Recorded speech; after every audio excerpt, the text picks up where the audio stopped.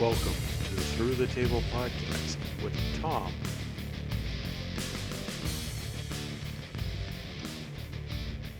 Rick, Russ, JL, and Brian.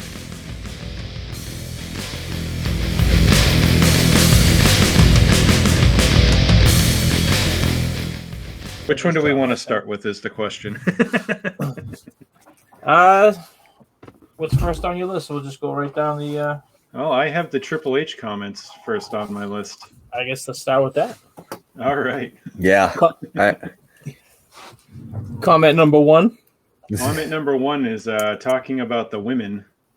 And he said, haven't we already done them? It's a funny thing to me. So equality is equality. Equality is not, I want my own show. Equality is not, we have our own program. If I told you that I was making an all men's program and I didn't want women on it, I'd be criticized for that. I'm not saying that's right or wrong. I do think it's funny when people go, I want the best in the world regardless of contractual status. I'm sorry from a business standpoint, but why do we have contractual status, right? It doesn't make any sense to me. If you want to wrestle the best women in the world, come to the WWE. That's where they're all at. If you want to go elsewhere and say they are, you can, but it is what it is. I'm all for it. I was one of the biggest drivers of it, and we will do another all-women's event down the line, possibly. It's not a must-have in the moment. We do an amazing job of displaying our female talents. Is it perfect? No. Will it always be in flux? Yes. But we have the best women wrestlers in the WWE, and everyone that isn't here wants to be here. In reference to Mickie James running an NWA all-women's pay-per-view in August. So this is how I see it. He's a company guy. He's the COO of the company, so of course he's going to say all the best women wrestle here. He would be going against his own brand and honestly his own in-laws if he were to say something other than that. I have no problem with that part of it. Mm-hmm. The other part too is the fact that pay-per-view that they did, Revolution, whatever it was, didn't draw anything. It wasn't the worst pay-per-view of that year as far as buy rates go, as far as ratings go, but it didn't draw what they had put in to promote it. Mm-hmm. So I kind of get why they've backed off from that. My issue is, don't claim you have the best workers in the business when there are so many, not just in AEW or TNA or wherever. There's so many in Japan that people don't even know about yet who can work circles around most guys right now. Mm-hmm. And the WWE is not even looking at them, or these people don't even want to bother with the WWE. Again, he's a company guy. I get it. He's got to say that. I'll tell you that the company I work for does everything right too, because I like getting paid by them. Sure. No, I definitely think, like you said, it's not like he's going to be like, well, our product's kind of lacking, our girls are okay, but like at the same time, I don't see like I don't see why they couldn't do even, go the AEW route, do like a YouTube show. Mm-hmm. They have enough girls on the roster that they could, Like, I don't see why you couldn't give them an hour, instead of that, 9:30 time slot or that 10:30 right before the main event. Mm-hmm. I just don't see, why, not so much he'd be so against it. You know what I mean? But like at the same time, like Tom said, you just have all these girls, like pretty much the whole Stardom promotion. You know what I mean? Like, and just like, what else is that? Ice Ribbon. And, there's just tons of promotions in Japan that, mm-hmm. Would definitely say otherwise, with Triple H's statements. But it's funny too, because I mean, what's that girl that they just brought in for NXT? Saray, I think her name was. But like, I Right. think but same thing. It's like, I mean, I guess he kind of has a point. Like the best girls, like because they keep bringing in, like the top girls from Japan. But Hmm.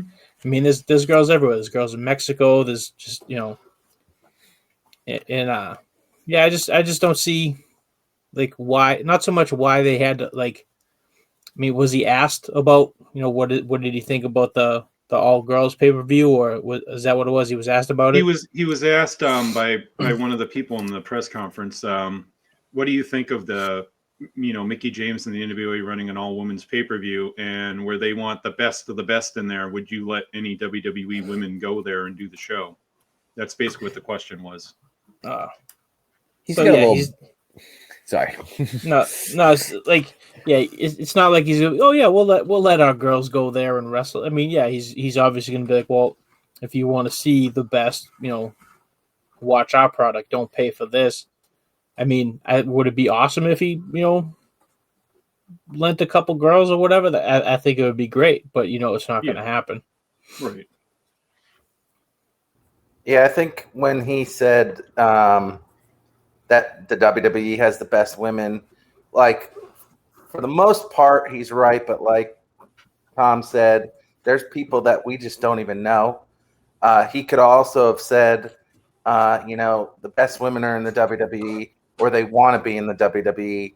And somebody like a Britt Baker is somebody that was in the WWE, but is now elsewhere, and maybe down the line she'll come back. But everybody wants to be in the WWE, and prove me wrong. Maybe if he said something like that, that would have been like kind of like cocky, obviously. But I think if he was going to go all in with that statement, might as well just say, we know you want to be here, so, and you may have already been here, but cool, it might work in the NWA, it might work down the line in AEW, Impact, etc. But if you want to prove yourself here. Yeah, I think just the way he said it just set off people, because Thunder Rosa and Deonna Purrazzo and other independent wrestlers went on a debate about it. Like, why would I want to go there? I'm having fun. I'm happy where I am now. Or Ty Conti, where WWF misused her horribly. And she's like, why would I want to go back there? Every day I was a nervous wreck. Am I going to get fired? Are they going to yell at me because I did a move they told me not to do? Where in AEW or Impact or even TNA, you can basically do what you want. They're not as stringent on, oh, no, this is how a match is set. This is how you're supposed to do it. But not everyone's going to want to go there. I know Thunder Rosa, they was interested in going there, and they told her she wasn't good enough to wrestle. She had to be a referee. That really, annoyed her. I know there's other people in Japan, they always try to convince to come over, and they're like, I don't want to come over. Oh, you'll never get a job anywhere else then. It's like, you're not the only person anymore. 2 years ago, they probably could strong arm you into a contract because there wasn't really anywhere else you could go. Nowadays, there's so many places. It's like, if you're making money, you're having fun doing it, you don't have to go. I mean, it's just the way he worded things. It was almost like he had Vince dictionary open and was like responding how Vince would respond. That's kind of how I read it. It's like, you just didn't have to say that. I don't know. That got me. Triple H's press conferences, or every time he speaks to the media, you don't know which Triple H you're getting. You don't know if you're getting the uber corporate Triple H, the sarcastic funny guy, or the guy that just, boy, does he say the wrong thing constantly. Out of all the things that were in this press conference, this is the one thing that I had the least problems with. Oh, sure, because as I said already, I expect a guy who works for the company in such a high position, who's married into the family, I expect him to talk up and put his company over. 100% would. But I would say that, if he had this press conference today, it might have been a different voice, because that seems to be what he does. I just think it's what mood he's in or whatever he's doing at the time. That's just what comes out. Well, to kind of come off that or button it, maybe I've been in these press conferences with him before, either on the phone or like face to face. I found that it's obviously, like you said, there might be like 3 different Triple H's kind of thing, but all those Triple H's that show up are genuine, if that makes sense. Yeah.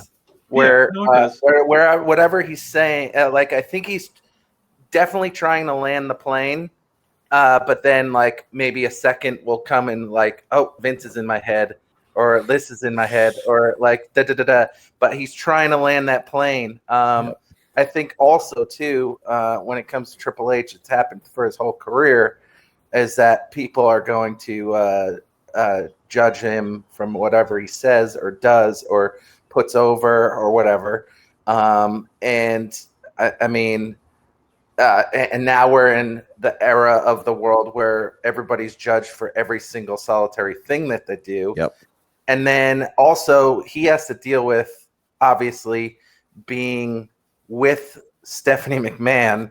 So that has a whole different thing. And then like older fans too, probably like subconsciously might be China fans, and he kind of screwed her over. So like, what does he know about women wrestlers, women wrestling? Yep. So it's like, it has to be so crazy difficult for him to kind of swim those waters, because like he's trying to land that plane, but like he's trying to land that plane for us, for Vince, for himself, for Steph, for random fan that's going to be mad at him for everything. Yep. So it must be just insane. Yep. Oh yeah, no, definitely. I mean, you can tell he's trying to say it the right way, but sometimes it doesn't come out quite the right way. Kind of like when he was on the other part that he said that during the press conference was the TV's not bad, it's the fans that make it bad. And if you don't like it, then just don't watch.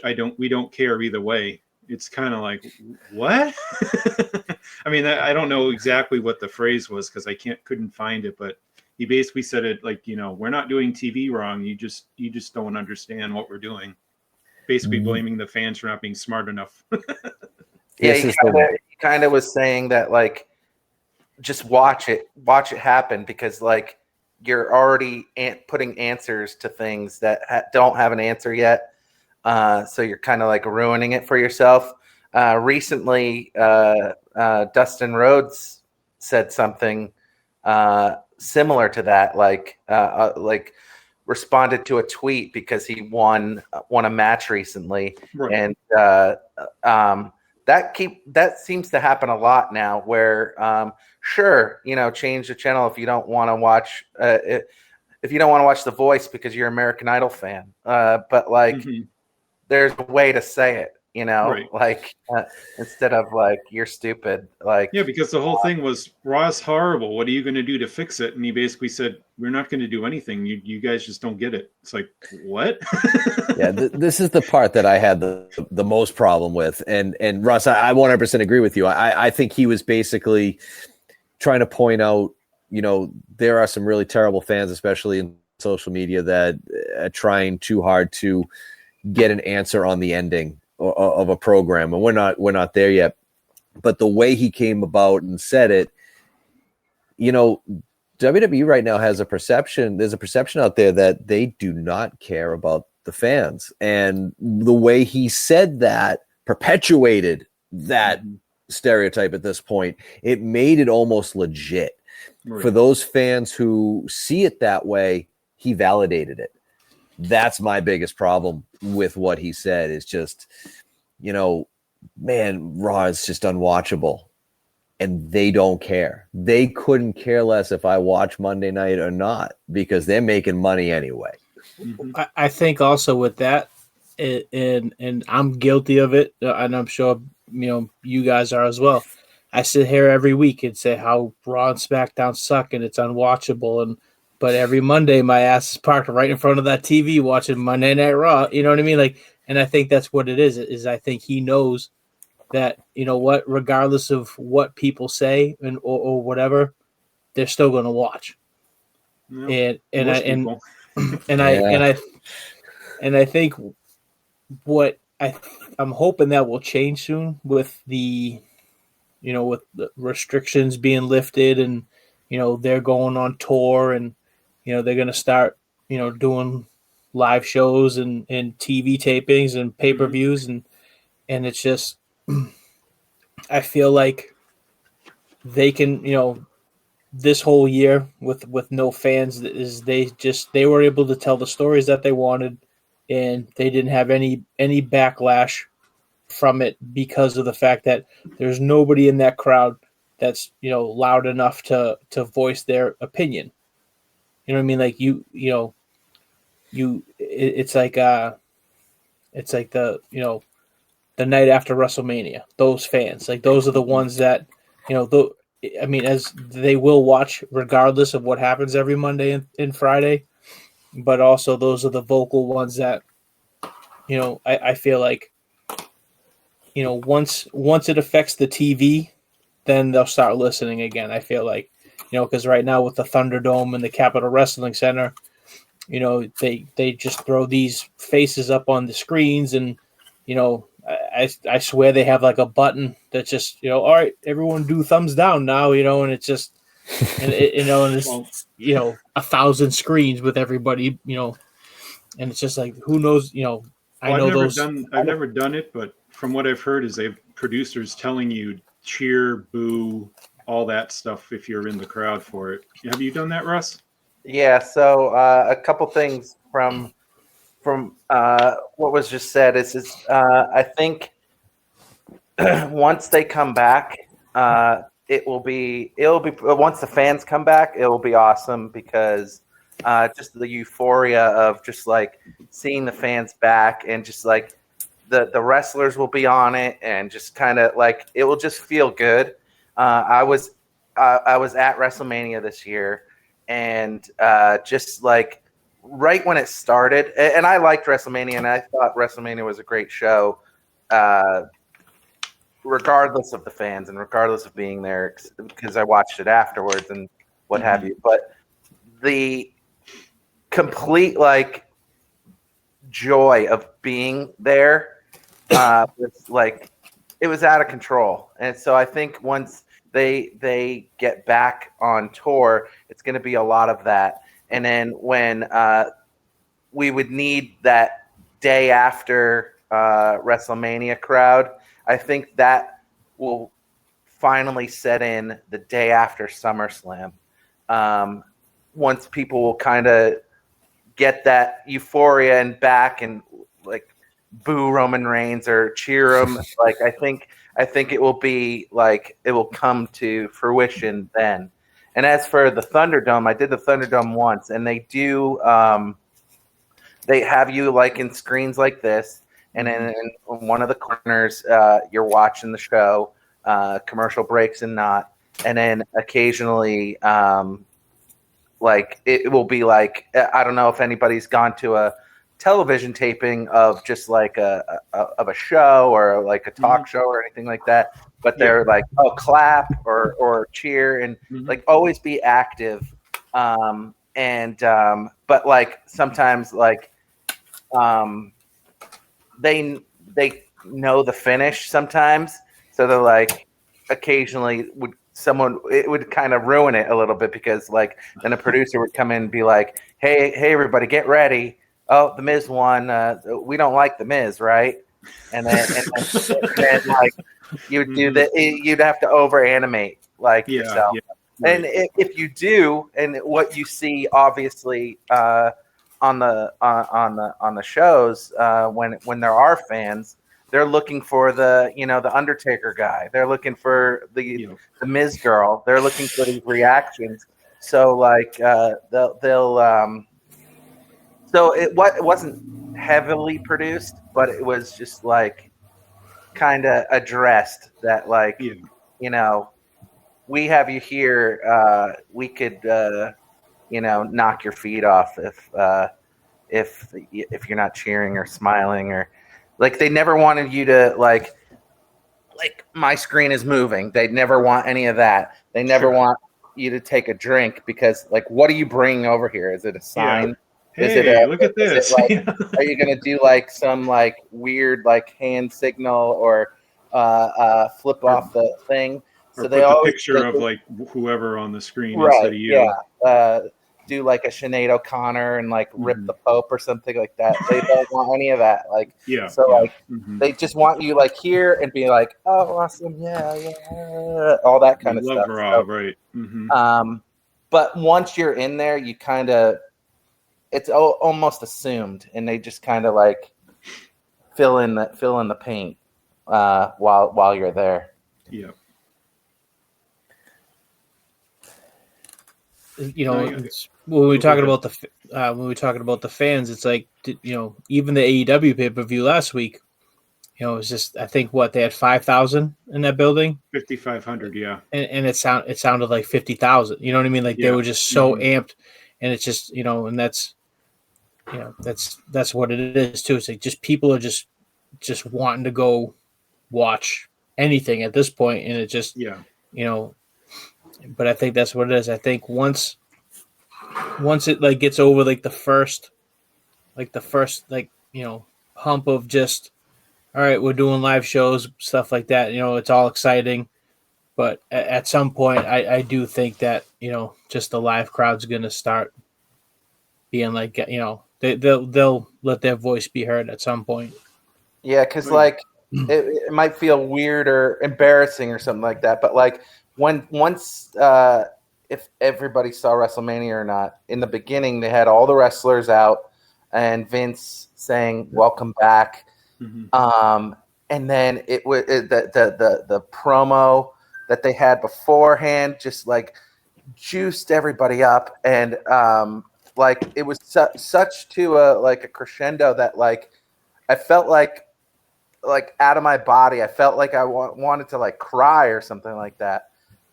It felt so good, and then they had the rain delay, and then that kind of like just like was such a punch in the face. Thankfully, the rain delay was only like a half hour, but then once everything got back to normal, then everybody was cheering and like loving it again. But I would always continue to think what that pop would have been when Drew McIntyre came out. Had he came out immediately after all that stuff, because it was at such a level of just like whoever came out. If Hogan came out, he would have been cheered. He wasn't cheered at WrestleMania, but he would have been cheered.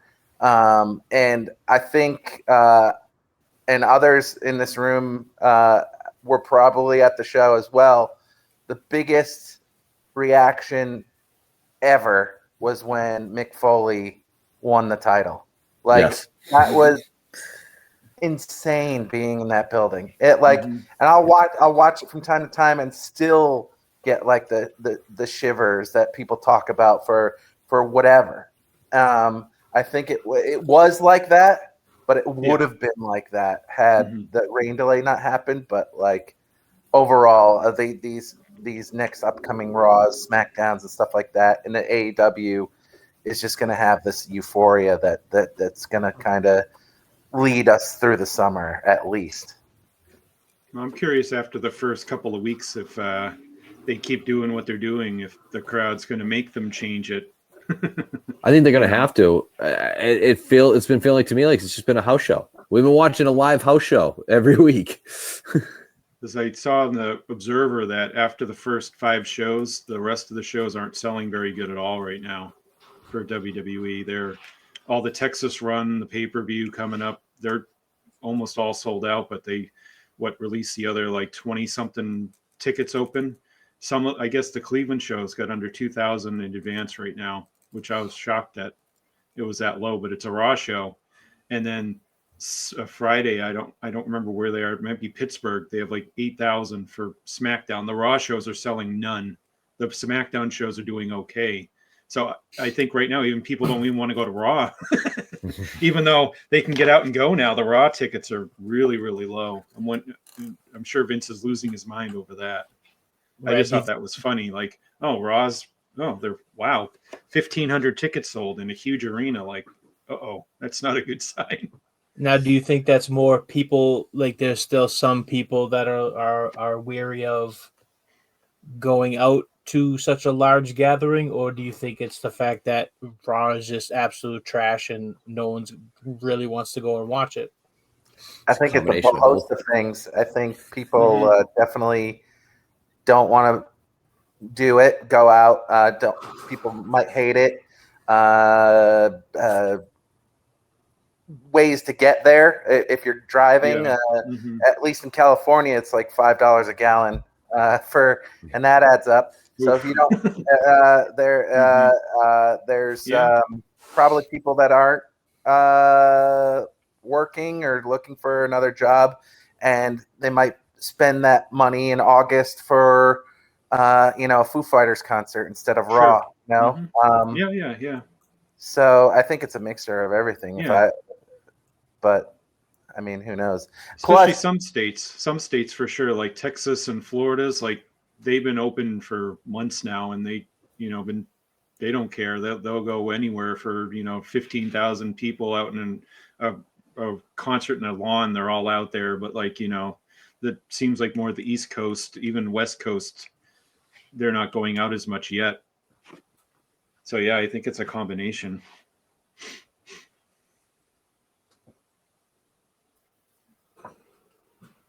I guess we can move on to our next topic.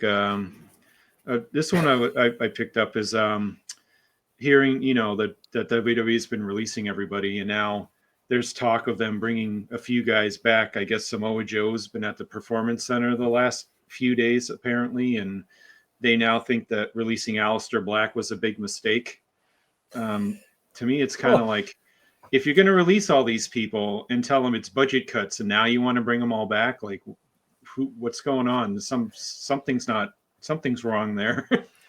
Well, maybe that's what it is. Maybe it's budget cuts, but they realize, like, for instance, Braun Strowman, he was making, what was his downside? It was like 1.2. It was over a million.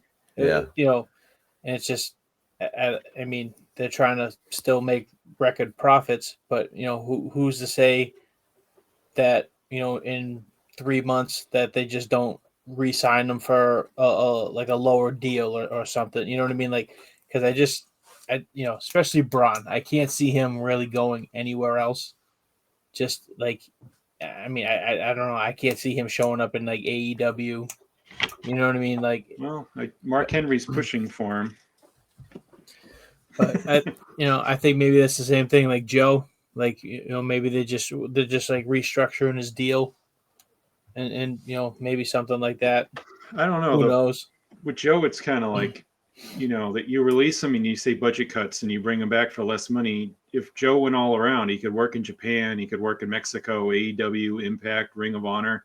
He could probably make 3 times the amount if he came back for a lot less money, because when they released the guys last year, they were offering some guys back at not even 50% of what they were making. Yeah. I know Brian Myers said he was making like 150,000 downside. They offered him back at 55,000 downside. That's insane. You go be a teacher for more than that. That's what I'm saying. Like, if you got released and they did it the way they did it, sent your stuff home in a trash bag, and then they come back 2 months later and go, "Oh, we made a mistake. Why don't you come back and we'll bring you back at, say, half the money." I don't know why, unless certain guys they're not gonna go anywhere. So they go, well, what the heck? Why not? But someone like Joe, like I'm confused why he would want to go back.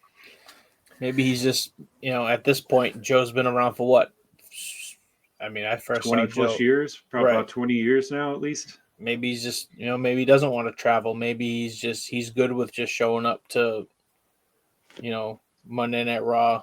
Like, I mean, I don't know. Yeah, part of me thought Chris Hero of the NXT now, and just kind of just like stay there, and everybody gets kind of like a fresh, like, whether they're fired or quit, they get oh my God, we love him or her, like that instant, like, and it happened with Drake Maverick in NXT.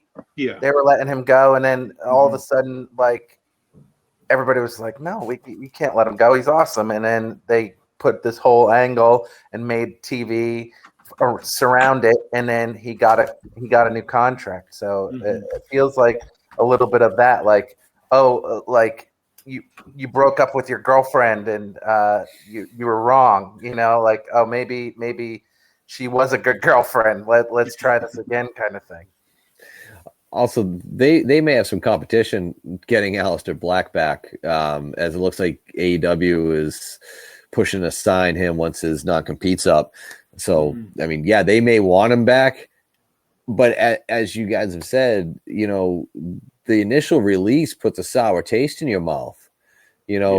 I've been laid off by a few places, and one of which you're just like, I don't know if I should have been part of that cut.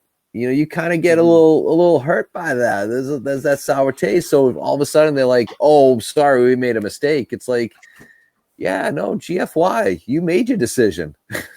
I got these other guys who want to sign me, and I'm hearing from all my buddies what a great place this is to work. Yeah, no, I'm good. I know what you're saying with Aleister Black there, where AEW's competition. I was watching some of his oral sessions there with Renee, and he went on about, the last, say, year and a half where, he's up on the main roster. He was with Ricochet. They were doing well. And then they're like, no, we don't want to do that anymore. Just go home for a couple of months. We'll figure out what to do with you. He kept offering all these suggestions, and Vince is like, I love these ideas. We'll figure something out. And then they'd bring him back and then do something with him. Then he'd go back home for a while. Then they bring him back again. Yeah. He said, it's just too much yo-yoing. He goes, I have no interest going back. I go, they could offer me more money. I wouldn't go back because I just don't trust that they know what they're doing. And that was like, whoa. With Joe's different. He was an announcer because he got hurt. In NXT title run, he was different than Aleister. I mean, Aleister Black had a title run in NXT, but main roster wise, Joe and Black had much different routes where it seemed like Aleister really couldn't catch a break anytime. Yep. Anytime he tried, it seemed like they just derailed it somehow. But Joe had his chances, and then he would get hurt. So I guess, I don't know, look at it a little bit differently that way. Yeah, and Aleister Black also has a wife that might be coming back too. So that's probably has some decision making on things too. Joe, I thought there was a huge missed opportunity there with a major angle that they got going on right now, which is that Samoan Mafia. And having Samoa Joe, who's not a part of that family, but still Samoan, I thought he would have been a great addition to this, where he could have been the rat, he could have been the snitch. You know what I mean? He's the guy running to Adam Pearce or whoever, and kind of like snitching on the rest of the crew. Roman finds out, and he has to have the Usos take him out. You're going Mafia with this, you go all in. I thought that would have been kind of cool. And once he got released, it's like, oh man, they missed a great opportunity right there. I still think they missed the boat with Joe when they had him feuding with Lesnar. I thought they really had a missed opportunity, even if it was for a few weeks. Put them. He was right there with them. Yep. Yeah. Yeah, that was the best he looked on the main roster. Yeah, Joe could be more hurt than we know, and he just wants to, stay. I don't know if he lives in Orlando or whatever, and just wants. He lives in California. Oh, okay, so he lives out by you somewhere. And you guys are neighbors. He commutes every week. Oh, so Joe, what's going on? I think he's in Reseda. Where are you signing? Reseda or in Encino. He lives there. Either, I don't know which one. It's either. So that is right down the street then. Yeah. From me. No, that's he lives. I'll find out. I'll find out next week what he's gonna do. He's around. Just start knocking on doors. I guess we can jump into the one thing from tonight I was curious about. I don't know if it helps them at all, is where $1 Million Man's having LA Knight and Cameron Grimes have a ladder match for the $1 Million Championship. Is that would that help either guy out? I don't know personally. I just don't get didn't it. help Steve Austin, that's for sure. Yeah, that's true. Or did it? That's a good point. Yeah, I don't know. I mean, personally, I don't see like what everyone's like. I don't see like LA Knight as a big star. I think if Cameron Grimes won the $1 million belt, it would be entertaining just because, you know what I mean? Like, but it's not, I don't think it would help him. I don't think it's like I mean, I can't say it's a prop. Most, I hate to say it, most titles are props at some point, you know what I mean? But right. like, I don't see it helping either guy. You know what I mean? Like, is it going to look cool? Like when they come out with it? Yeah. Is it going to be a sweet accessory for an action figure? Absolutely. But like, as far as, it's not, I don't think it's going to lend any credibility to either guy, but I mean, who knows? I don't, is it going to be, contended like an actual title? Is it, or is it actually just going to be a prop? Yeah. Yeah. I don't know. I'm loving everything that Cameron Grimes is doing. So if he were to get the $1 million title, I think he would be able to kind of put a shine to it and keep Ted around too, to be helping him or a foil. And LA Knight is a big star. He's in Ric Flair commercials. How dare you?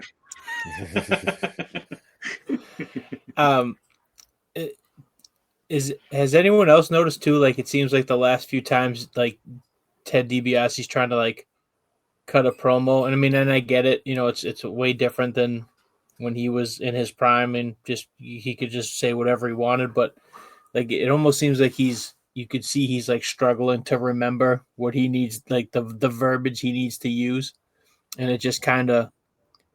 It's just it takes me out of it a little bit because you can see him like struggling. Yeah. That first one, I was so excited for it. I was just like, we're gonna get the $1 million belt. We're gonna get this cool thing, and then it just kind of like was like, oh wow, I waited for this. Yikes! But you are 100% correct. It got better the second one when the reveal happened. But you're like he has some sort of script or some sort of something going on that it's not as genuine as it should be. But that first one was a little rough. I'm sure it's scripted. I'm sure it is.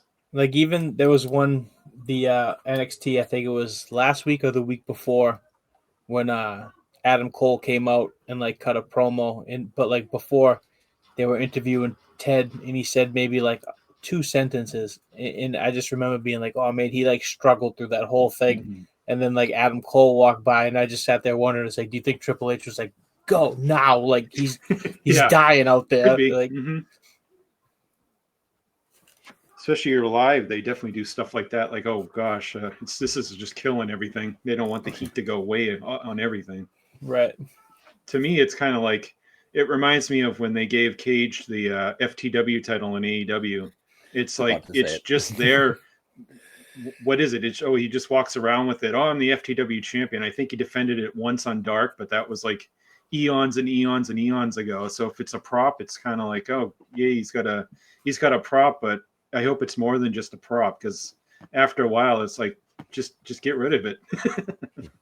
It's just for the rub. That's really what it is. It like everything, it's going to be one of those angles, because WWE loves to do this, where they're running an angle and then 1 week it just goes away and you completely forget about it until about 6 months later. You're like, hey, wait a minute. Didn't I see the $1 million title a couple of weeks ago? What happened to that? And that's it. That's the end of it. I hope they don't go with the that he loses all his money and he has to pawn it or something like that. I hope they don't go there.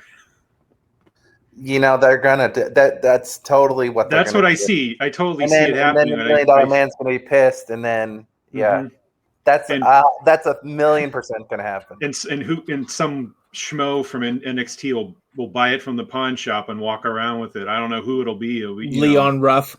someone that you're like, what? Yeah. I see it happening. I just hope it doesn't, but I see it happening. I would like to see what was it, like a comma in Undertaker angle where like one of the dudes from what is that, Hit Row, the Swerve Scott, like Yeah. that big. I'd like to see the big guy steal the belt, and like next, he melts it down. He's got this giant diamond encrusted medallion. That would be different, yeah. Oh, they got the $1 million belt in a see-through Money in the Bank briefcase right now. Nice. Oh, all right. Did we lose Tom? Tom? He looks, he's frozen. All right, hold on a second.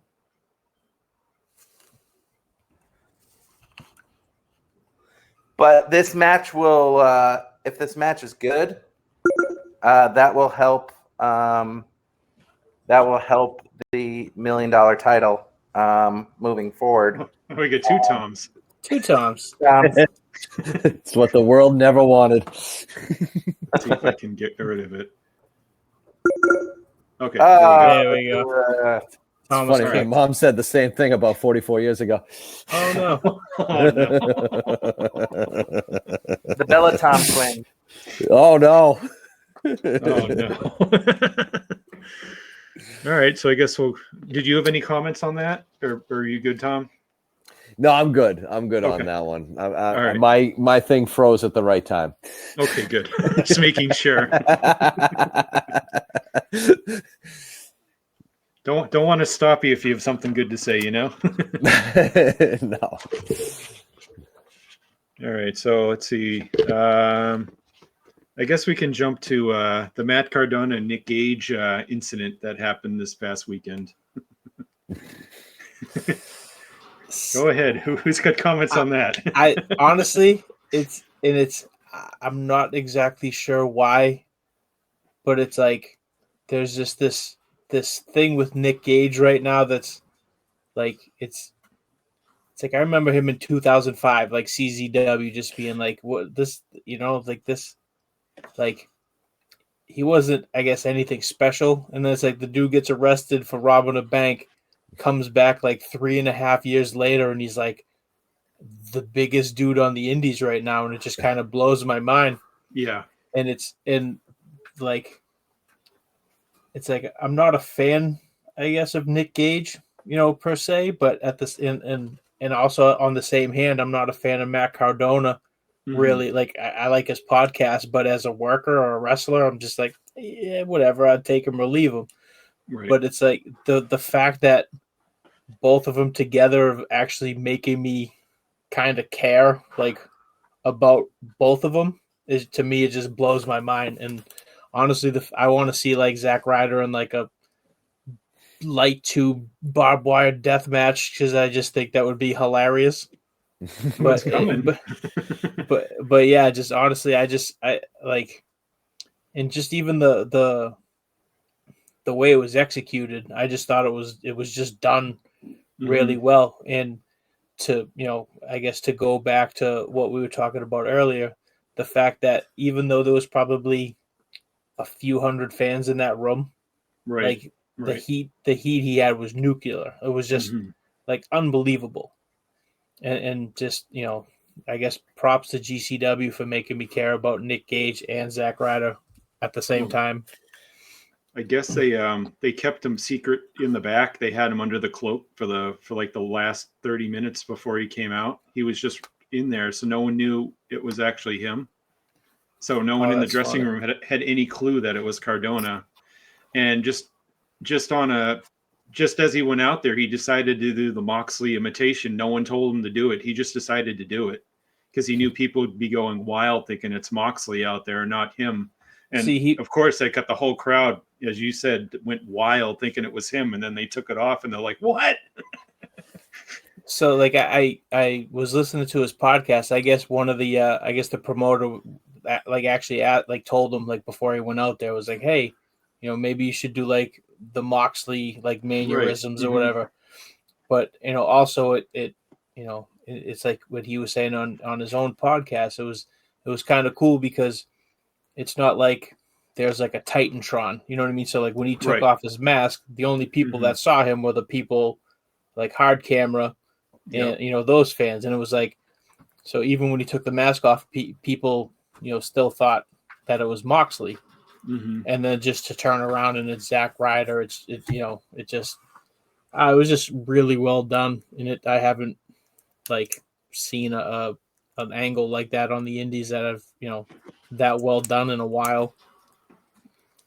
I got to give Matt Cardona credit because he's always found a way to use technology in his favor to get support for himself. I mean, he got a nice push with the WWE years ago by having his little YouTube thing that he did, and this whole calling out Nick Cage over the last few months and all that, provided this. I mean, he finds a way to self-promote, and I got to give him all the credit in the world for that, because there's a lot of guys in his shoes that were in his shoes in the WWE that just were content to be floundering around, sitting in catering all night.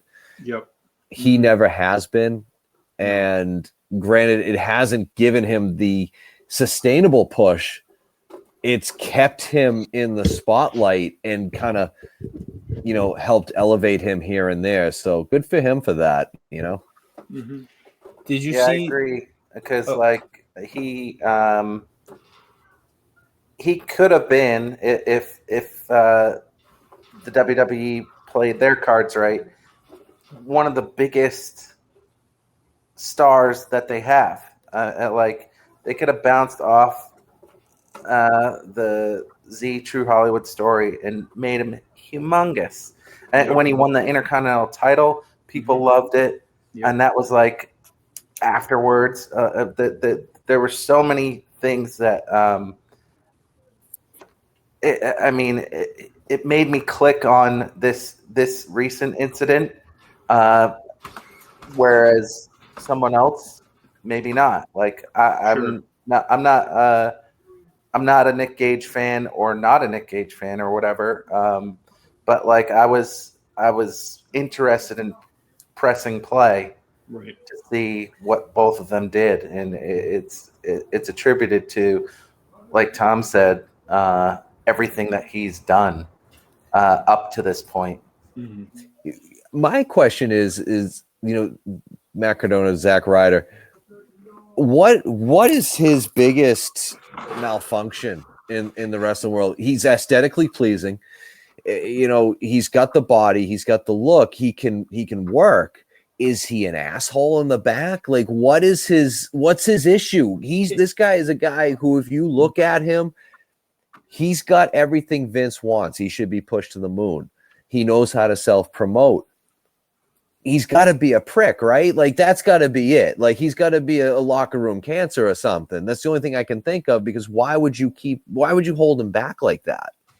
So I think part of that, it's the old adage of, and it was kind of like the WCW, ECW, TNA kind of thing. Like, if you get over without Vince's help, without the machine behind you, they don't. And you've heard numerous people say that they're not. It's almost frowned upon to get over by yourself. But also, on the same hand, if you've ever listened to Zach, like the Hawkins and Ryder, like Wrestling Figure podcast, he does come off as kind of a douche. So, I mean, maybe it is. Maybe it's a little bit of both. Maybe it's just, like he's not the best to get along with. I don't know. I don't know Zack Ryder personally, but he just does seem kind of a little, I guess, brash. Or maybe it's something like he's too good with his gimmick. He's kind of like, if people see him, people might be like, oh, he's kind of like a Buff Bagwell. He's good in that zone. I can see that. That makes sense. That's a great comparison. But like he might not be more than that. He might have an awesome gimmick, and he might have an awesome, theme song when he was in a tag team, kind of like Buff Bagwell again. But like, Maybe that's because he doesn't have that. Like Miz has it. He doesn't have that extra thing that Miz has. Whatever that is, that like if he did, maybe that would help him too. He doesn't have that. Was it Alex Riley that was the Miz's right hand man at one point? Yeah. Yes. Mm-hmm. Even Did he get eaten by zombies too? No. I think he did. Very well could have been.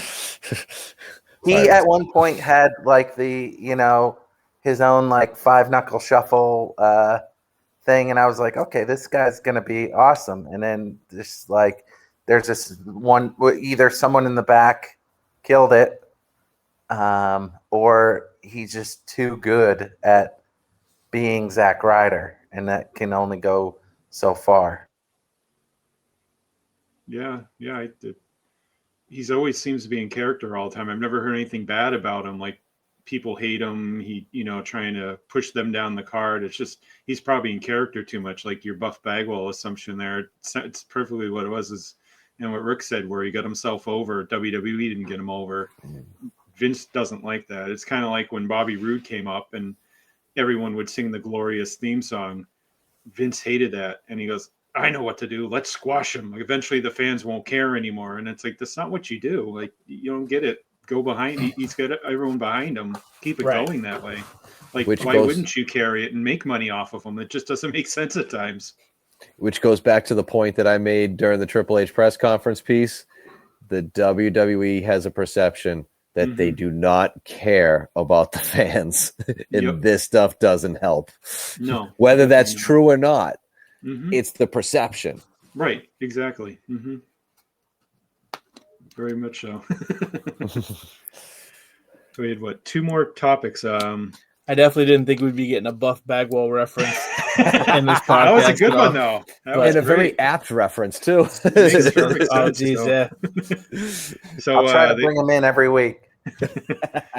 Last week, the NWA had her pay-per-view 4:00 on a Sunday, and the early estimates on the buys were under 400 buys for the pay-per-view. Why do pay-per-view if you're gonna and no one's gonna watch it? But what is Billy doing with the NWA? It's right now. I'm confused. What's going on all around? Honestly, I feel like if that's true, like they're not even getting 500 buys. Like maybe they should, I mean, do they even? How do they do their product? It's on YouTube, right? No, they when they came back after the pandemic stopped, they got to deal with Fight TV now. So Power and all the old episodes that were on YouTube are now on Fight, and you have to pay $5 a month to watch it.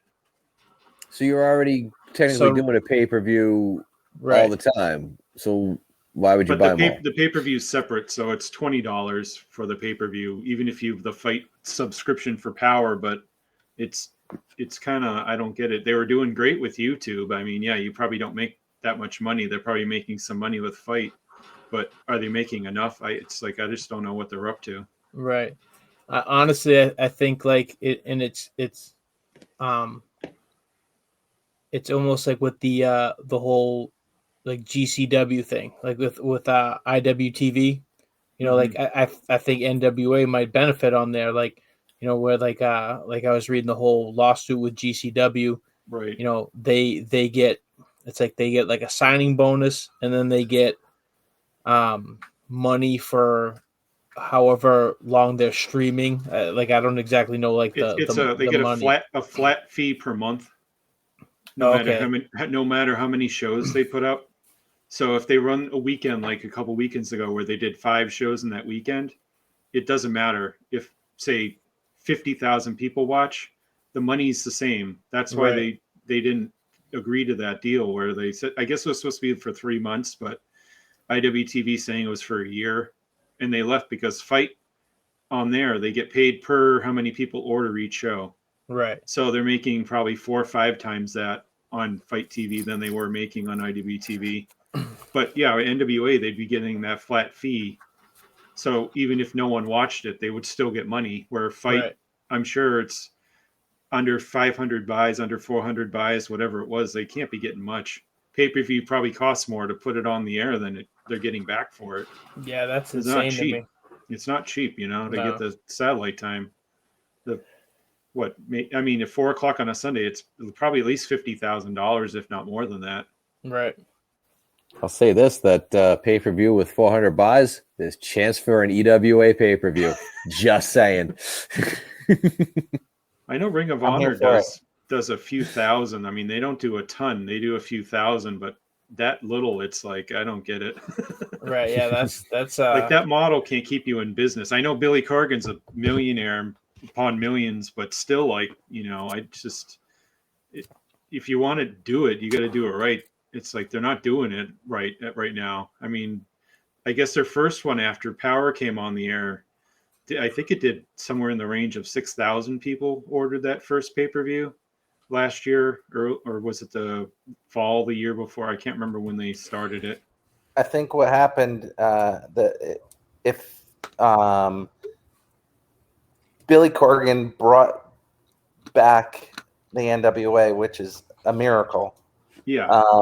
From where it's fallen to and where it was falling into, and the pandemic really kind of cut the legs off of their momentum. No, it totally did. Because like people were watching the YouTube 10 Pounds of Gold series. Mhm. People were very interested in seeing where it was going. They had question mark, and that he was great. People were really interested in him, and then the pandemic happens. Yep. Question mark has died. Yep. Their booker's different. It's now Nick Aldis and not David Lagana anymore, who's running the show. And people have left to do their so it just kind of like they got to this point, and then it was just like a different showrunner in season 2 is totally not different. Not the season 1 that everybody loved kind of thing. Right. Mm-hmm. You mean you're telling me that the Booker is also the world champ? No way. And his wife now books the women's division. Huh. She'll do okay though. That's the difference. They're gonna change. She's not gonna wrestle, so that's different for them with the women's division. Oh, really? She's not. Yeah, she said she doesn't want to wrestle. If they make her wrestle, it won't be on the women's portion of it. It'll be on the men's side of the. So she won't book her own stuff. She doesn't want to do it. She goes, I don't want anybody to think it's I'm just going to be in charge, hire the talent, put the show together, all that. She doesn't want to do any of the wrestling on it. I was just gonna ask, are they gonna change the A from NWA from Alliance to Aldis? They pretty much could. That'd be awesome. I mean, yeah, they lost a ton of talent, but it's at some point you got to do something instead of just flunder away like they have been. I don't know. I haven't been able to watch Power. I'm not paying the subscription for it, but I heard it's all over the place. Like, there'll be a segment that's really good, and then the next 20 minutes you're like, what's going on? Like, they're pushing Trevor Murdoch to the world champion right now. I mean, nothing against Trevor Murdoch. He could be a great worker, performer, or whatever, but is he a world champion? Right, and I just don't see that. Right, this isn't 2006, so 2007. Like, right. I mean, and another thing to pay for too. Like, he wants to pay for another thing. Right, and it's just and that's your main event. That I can't see a lot of people going, oh, he's going to beat Nick Aldis. That's a definite where he's fought Marty Scurll, and he's fought Cody, and he's fought all these other people that are much better than Trevor or Murdoch. And it's like kind of confusing. Like, that's all you got. I mean, it pretty much is. I mean, what they signed, they have the Pope there. JTG's there now. Brodus Clay. Fred Rosher. Yeah. Whatever. What is he? Cyrus or something? Cyrus, yeah. Aaron Stevens there. some guy named Boogie Slice. I have no idea who he is. Nice. I've seen him before. He's Is kind he one of of those California guys? yeah. He's all right. I mean, he's nothing amazing. He's not bad, but like Yeah. he's just kind of there. Right. He's not a guy that's going to be, I'm going to make me watch this show. It's a I gotta- lack of talent, definitely. I got a buddy of mine that he's from San Diego. They actually just flew him out for he was on the last pay-per-view. He's doing a gimmick change now. He's Captain Yuma. Oh, okay. I read that name. Yeah. Yeah. He did some sort of promo at the pay-per-view, and he was on the tapings that they did. Yeah, he's from California. Okay. He was on. He used to work like PWG. He was part of a team called the Rockness Monsters. And they're fun. Mm-hmm. yeah, so it was Johnny Yuma and Johnny Goodtime. So my buddy Okay. was and but they used to do the I think they might even still do it, but they had the it used to be NWA Hollywood. Now it's just Championship Wrestling from Hollywood. Yep. It's still there. That's the one David Lagana runs, and he was basically running both, and he's using his talent as like the enhancement and Like- some of the lower card guys. But that after they pulled out, that's the problem is they lost all those guys that could work for him. Right. I mean, they could still work for him. You just it's not part of the deal anymore like it used to be. And they pay for they get a good time slot too. They pay for their show to be on like a in Boston, like WBZ kind of thing. It's Like, on. Was it on Championship- Nessun for a while? I think it's still on because Is I it actually still on? because I DVR it. But the problem is it changes time slots every week, Yeah, right? Like it it's could be like- on Wednesday at 4:00 instead of say Friday at 8 when it's supposed to be. Like that's the Yeah. problem. It's always moving time slots, especially when the Bruins and the Red Sox and the sports season's going on. It's like they put it on at such weird hours. If you didn't Right. DVR it, you'd never know. Right. Yeah. Because They're all they're all around the country with it, which is pretty good. Yeah. I remember seeing Peter Avalon there. That's where I first saw him. Yeah. Pretty Peter Avalon. He's a good I guess one. that'll segue us into the AEW question I had is where after their great pay-per-view, they've been stuck on 10 o'clock on Friday nights, and it seems like they've lost all the momentum they had from that pay-per-view now where Big not time. a lot of people are watching it live. The +7 DVR numbers are fine, but it's like when they come back, in July, when they get 2 more weeks where next week's a Friday at 10 and then the week after Saturday at 8. So it's like you've had 5 straight shows where it's not on Wednesdays. It's that I mean, definitely why you need to go to TBS because this is really hurting them bad. Yeah. See. Yeah, definitely. I think they luck out though with the fact that where they don't do a pay-per-view every month, Mm-hmm. and they're coming off the pay-per-view. The first Right. the go home show obviously that Yeah. kind of hurt That a hurt, little yeah. bit. Mm-hmm. But I feel like they do luck out where they have time before they need to build to the next pay-per-view. Right. But also, it definitely hurts because I think their usual number is like right under 1 million. Like it's It's between around, like say, 7 and 9, right? high 700s to like mid 900s in that Right. range, depending on the show, obviously. So I and think they did It last. did what like five, 585, and then last week it did 494 or something, I believe. Yeah, I don't know. Of course, we don't have the numbers for Fridays yet until tomorrow, but I assume it's probably in that same ballpark. right.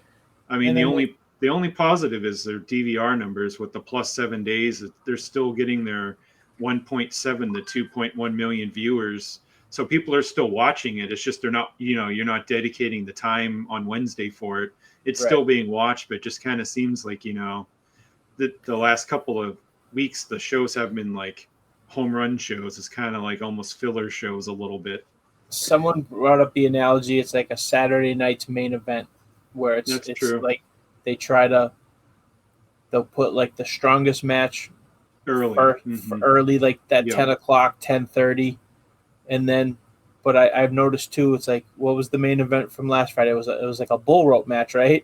2 weeks ago it was 2 Nick weeks ago, okay. Camarado and Dustin Rhodes. This past week it was Cage and Hobbs versus Hangman and number 10 from the Dark Order. Yeah, they're doing it in reverse. Where, they're like, doing the show in reverse. Where like the Young Bucks fought Kingston and it was Pac and Penta, like in the opener 2 weeks ago, and then last week it was the 6-man, and that was, I think, the second match. So it all happens before 11. You know, it's kind of like that when Raw added the third hour and they realized no one watched, so they put all the good stuff in the first 2 hours, and the third hour was like filler matches. Right. Not that AEW does filler matches, but it almost seems like hour 2 is hour 1 and hour 1 is hour 2. Like they've kind of flopped the order of it to get everything hot in there early.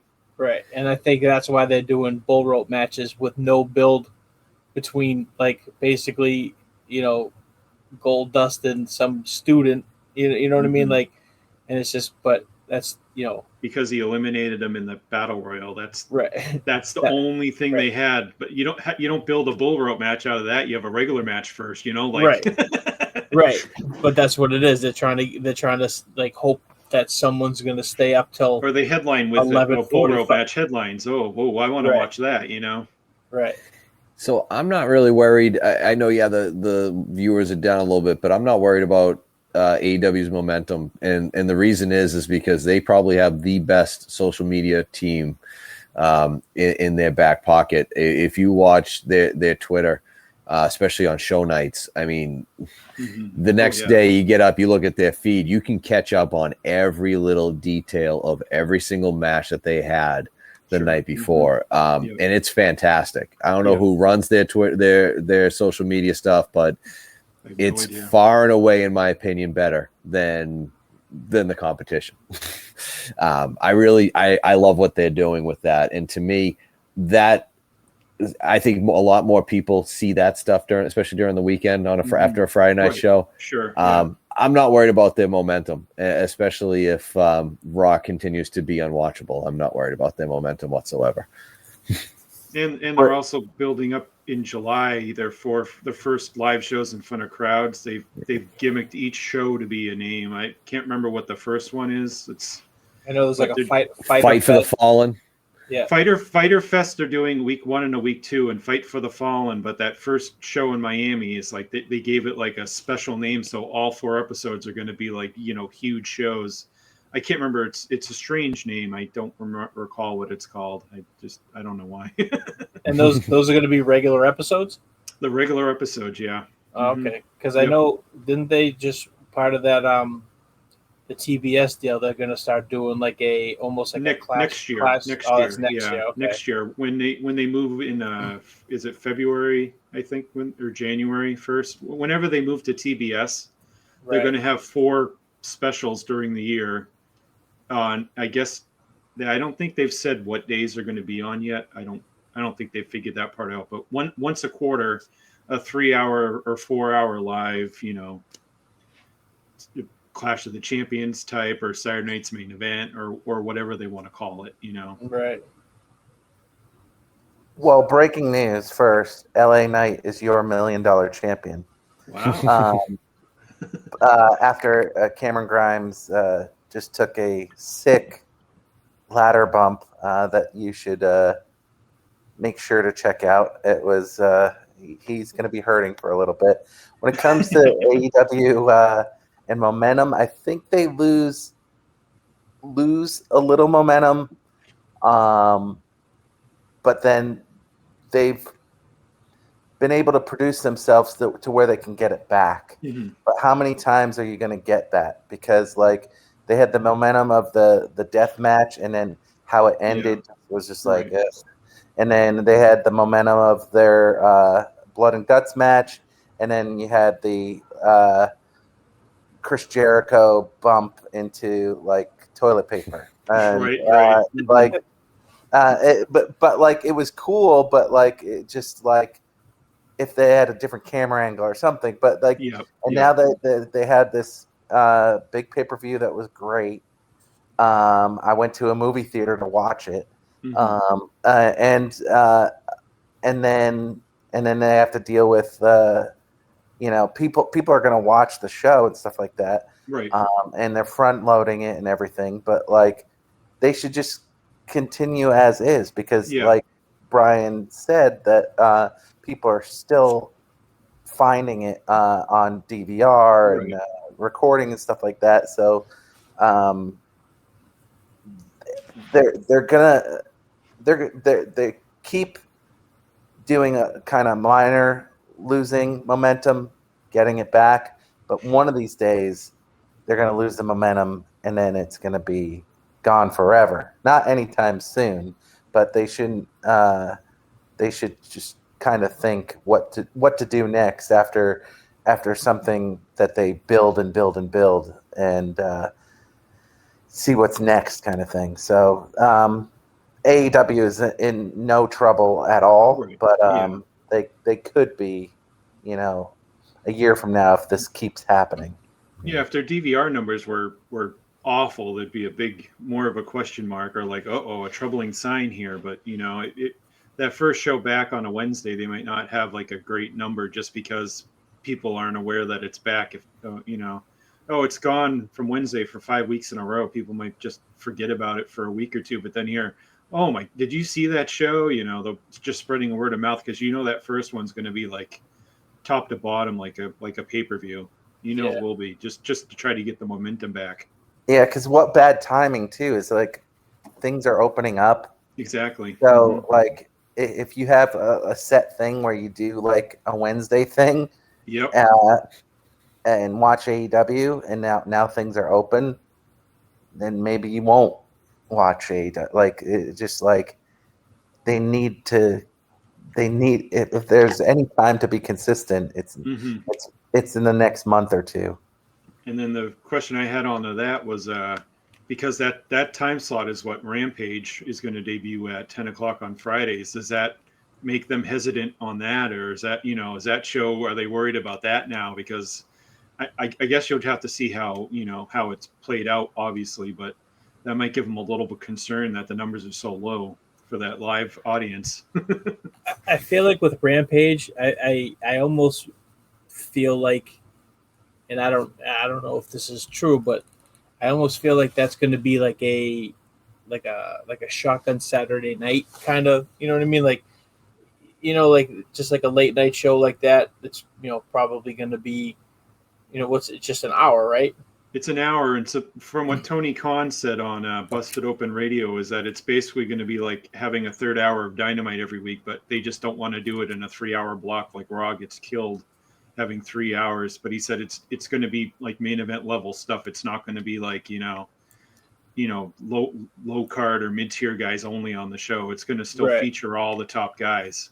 See, but So I could see it doing it, kind of like what we were just talking about with the, like when Raw first started. Raw was an hour. You know what I mean? The yeah. main event, the good match was always right at 9 o'clock.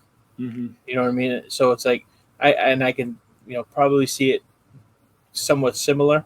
You know what I mean? You have your main event or whatever first match, and then you do, you just kind of. I mean, I don't think you need to put like the job guys and stuff with like the enhancement talent local guys, but Yeah. like you know you do your Adam Page versus whoever, name guy versus name guy, and then you just kind of have some of those enhancement matches, or like even just mid card, or I mean they do a good job focusing on the tag division on Dynamite, but Hmm. like like I mean I think you could even maybe just make that like a almost like a TNT title, like just that whole like division. You just Yeah. focus on that, that hour. You could do something like that. That wouldn't be too bad. I think, yeah, but I don't think like if the ratings aren't there for that, I don't think that's going to deter them from Hmm. you know putting the kibosh on it or anything. Oh no, they got the deal for it now. It's just be curious to see if they change the show up if it doesn't get any ratings at all. Like how they really show it. Right. I mean, obviously, it's still almost a month and almost 2 months away, and Mark Henry has a name value on it for commentary. I mean, Paul White does it for Elevation, but Elevation, the numbers keep going down on the YouTube views because they just have too many guys you don't know involved, and it's 18 or 30 matches. It's like a 3-hour show, and it's like, I don't want to watch 3 hours of enhancement guys. Like, nothing against them, they try their best, but it's like, right, when they go on the road, they already said they have to readjust that whole show, so it's not going to be 18 matches and then 12 matches on dark. It'll probably be two or three, more like Joey Janela will be featured on it, against Peter Avalon or whatever, or two of the lower tag team guy, name teams will be on it. It'll be like 2 or 3 matches. It's not going to be 16. It's too much. Yeah, I only watch it right now if there's a match or a name I see on it, I want to watch it. I'm not going to sit there for 2.5 hours unless I'm doing something and it's just on in the background. Like, sorry, that's too much. Like, 4 nights in a row for them. Like, oh, that's a lot. Because that's what not must see at all. No. Right. That's what they were doing though for like, because when it first started, it was only like 3 or 4 matches. And that's what, like you said, it was like Joey Janela versus. I think they even did, what was it? Joey Kenny had a match, I think, on like the first Dark or something. It was the first episode. I was at the taping they did. It was in Boston. The first episode, it was the Lights Out match. They did 2 matches before, and that match was on after Dynamite went off the air. And it went like, a good 30 minutes. It was killer, but it was just 3 matches was the show. Like, I think runtime was maybe like 35 minutes. It wasn't anything crazy. But I don't recall who the other 2 matches were, but it was, decent people that you've seen before.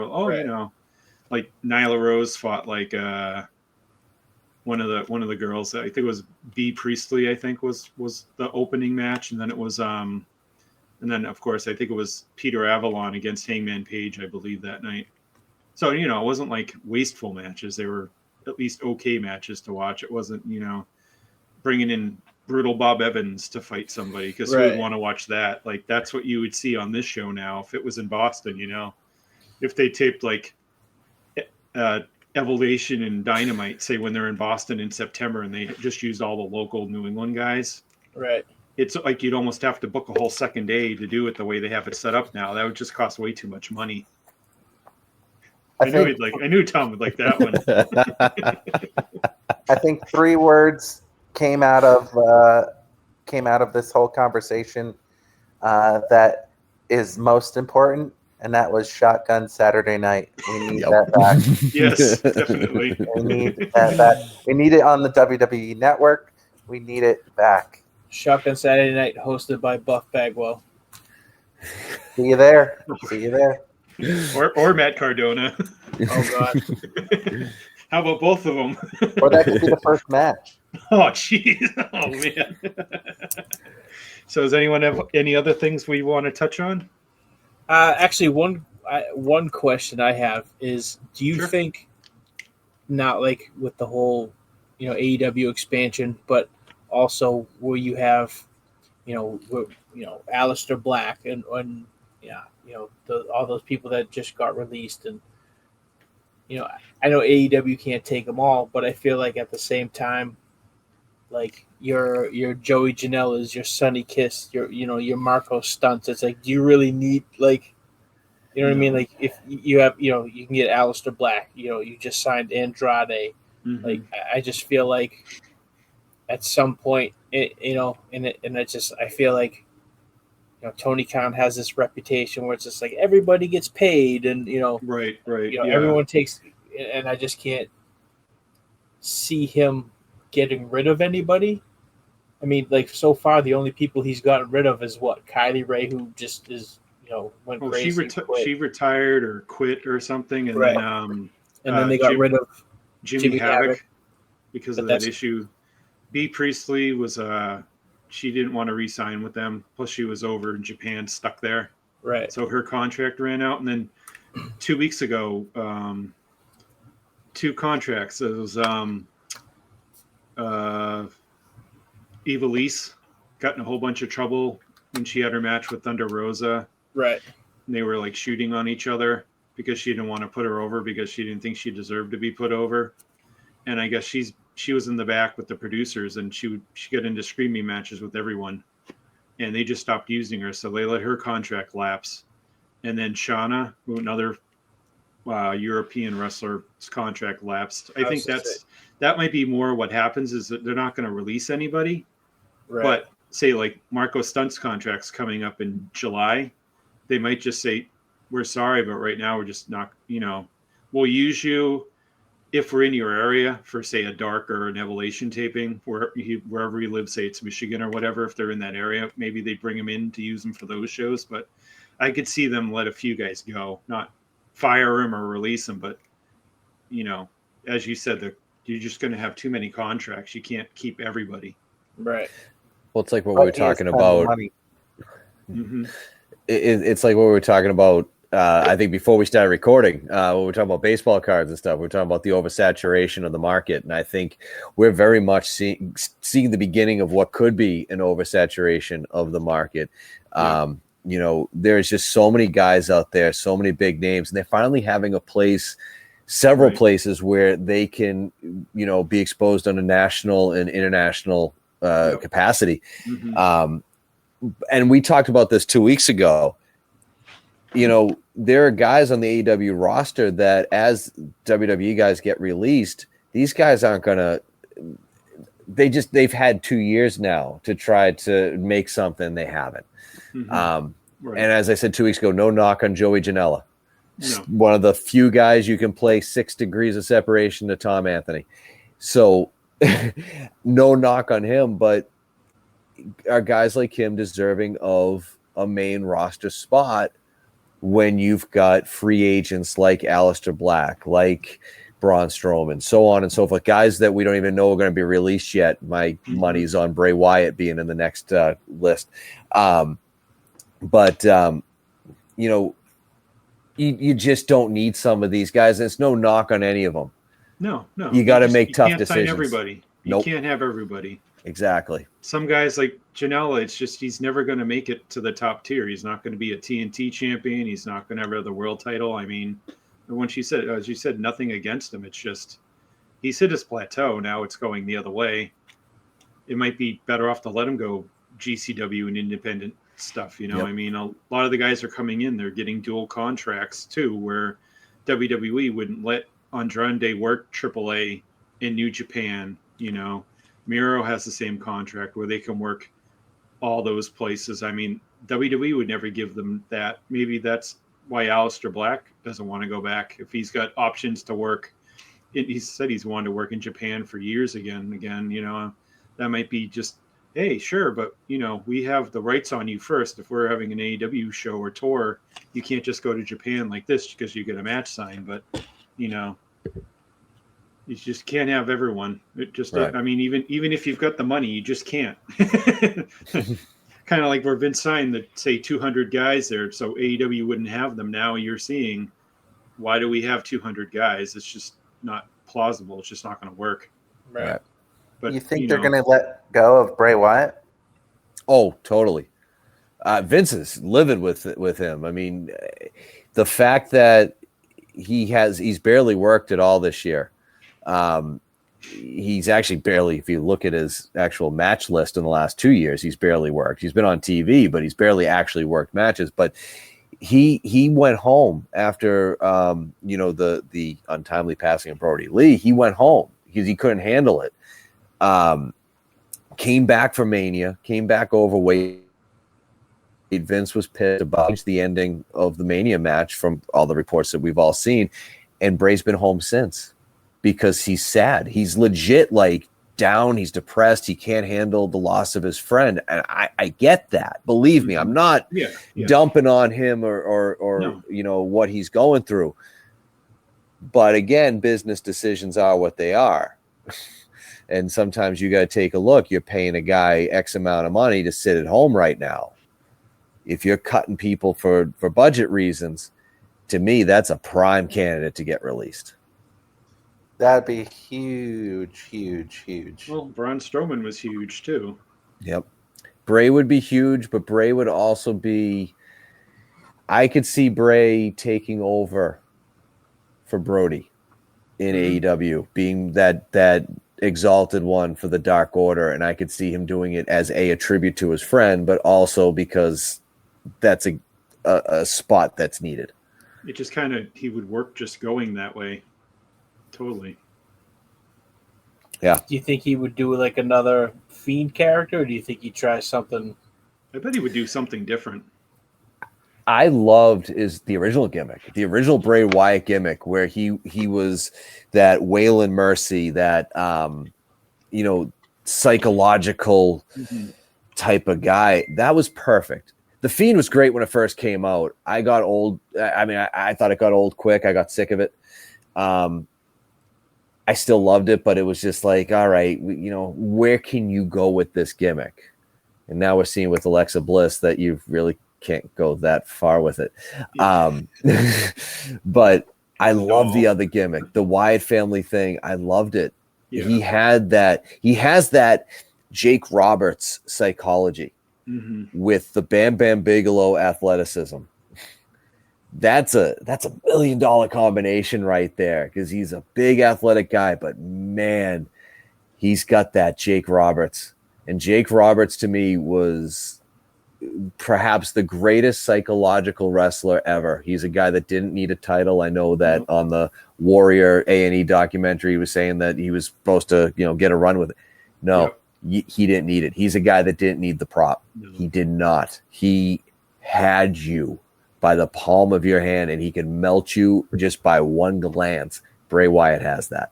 And it's underutilized right now. Yeah, and they always have him lose when he shouldn't. Yeah, all the time. To where he never gets that big win. Yeah, he never gets a big win, kind of like Rusev Miro. Yep.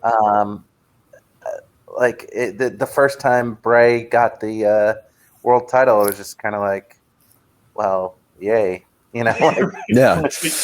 Well, we wanted it all out earlier than this, right? Thank you for listening to Through the Table Podcast with Tom, Rick, Russ, JL, and Brian. Catch us on Twitter and Facebook. Please like and subscribe. Thank you. Till next time.